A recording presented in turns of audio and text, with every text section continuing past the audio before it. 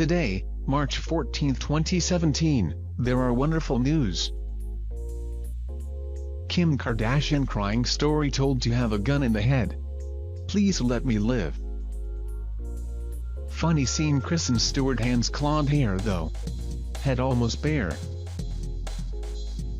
US says Russia deploys special mission on Libyan-Egyptian border. Trump delayed meeting with German Prime Minister due to snowstorms. Conte. I want to be Chelsea legend like Mourinho. Federer rushed into the third round at Indian Wells. Kim Kardashian crying story told to have a gun in the head.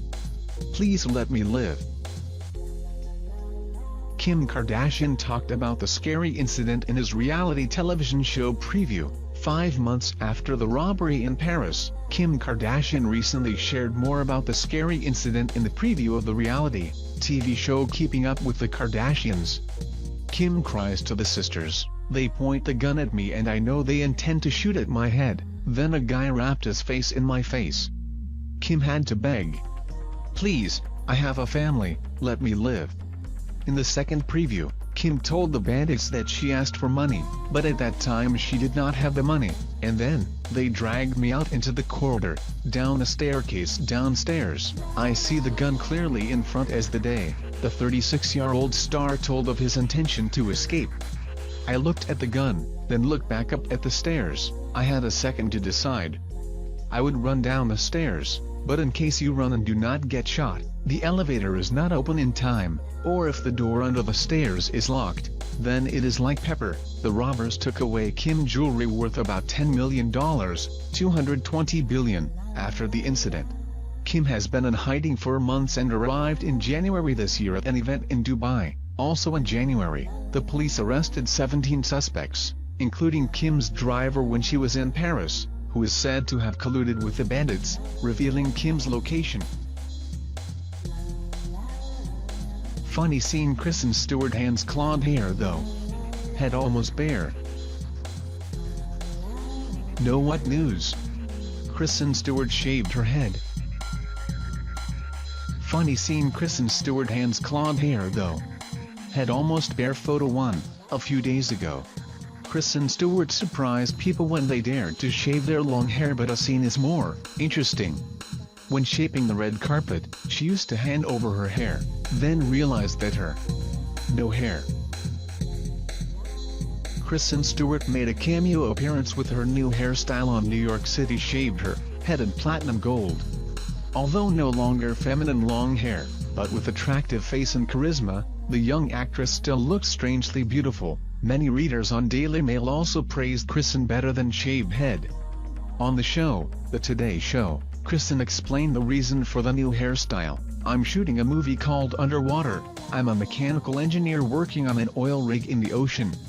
So, this hairstyle is for the real thing. I will not be able to make a beautiful hair when wearing a helmet." She rubbed her head and added, "I have wanted to do this for a long time, and there are moments in my life that you would want to do."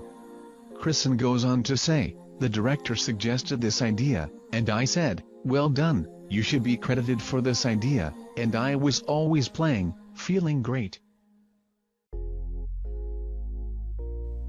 1405/5000 US says Russia deploys special Libyan-Egyptian border. U.S. sources say Russian troops have deployed special forces to an Air Force base in western Egypt near the Libyan border.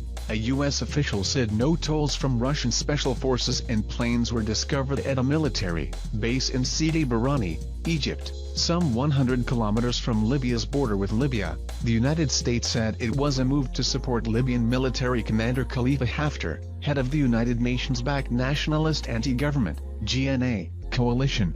Reuters reported on March 13.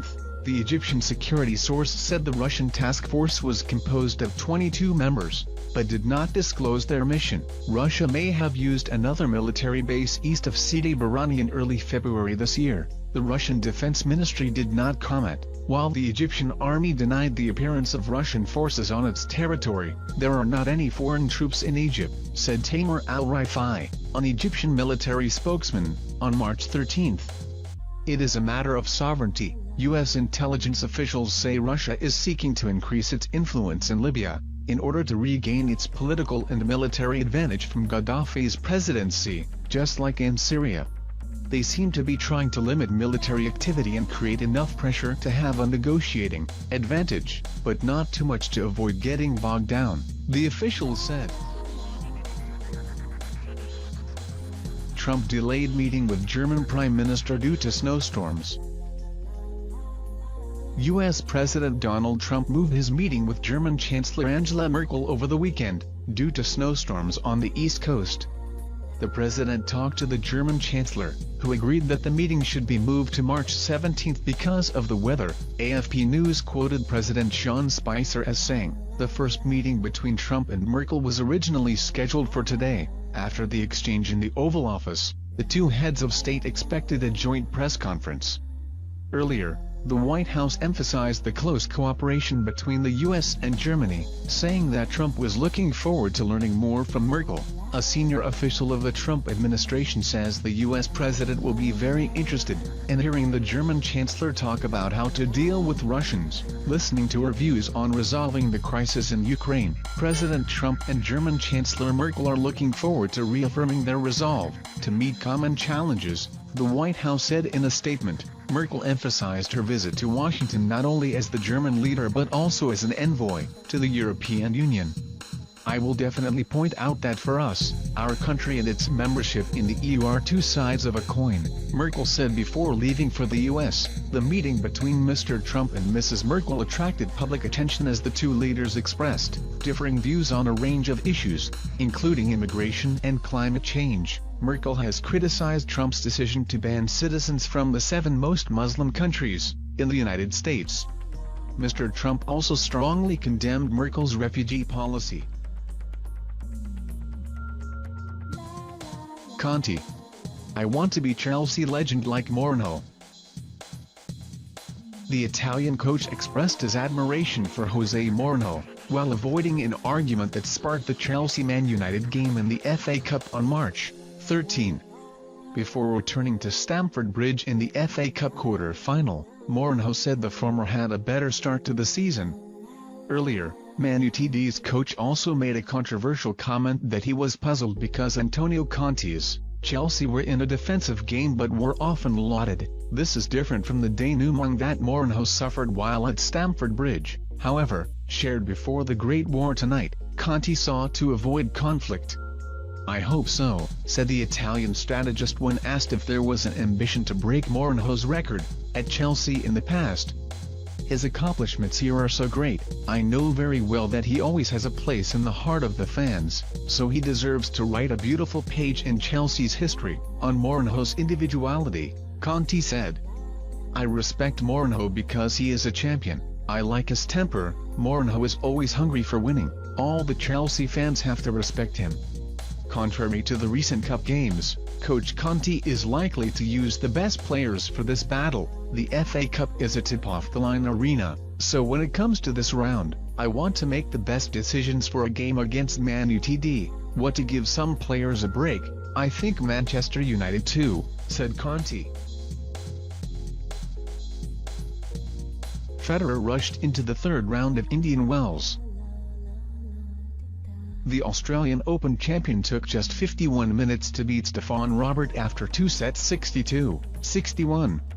Robert, 36, ranked 81st in the world. This is the first time this Frenchman has encountered Roger Federer in a battle between the generals of the world's male tennis. Federer has achieved a high level, winning 71% when serving. He successfully used all 5 opportunities to break this battle. This is the 53rd victory of the high-speed train at Indian Wells, the tournament he won 4 times, the closest in 2014. Federer took only 28 minutes to win the first set, scoring 2 break points. Former world number 1 showcased a convincing attack and won 79% in his first serve. Set 2 even easier with the Swiss when he won 3 breaks and won at 61. "I am very happy to be back here, and I remember this tournament when I was absent last year, and my serve has been very good," Federer said after winning. Federer made an impressive comeback after defeating Stan Wawrinka and Rafael Nadal for the Australian Open in January. However, when attending the Dubai Championship last week to launch two Masters 1000 in March, the Swissman failed in the second round against his lesser-known opponent, Evgeny Donskoy. Federer's next-round opponent was Steve Johnson, who beat Kevin Anderson in the second round after 3 sets with a tight score of 64, 36, 76. If he beat Johnson, Federer was more likely to reunite with Rafael Nadal in the fourth round. Previously, Nadal also easily won the match against Guido Pella 63, 62.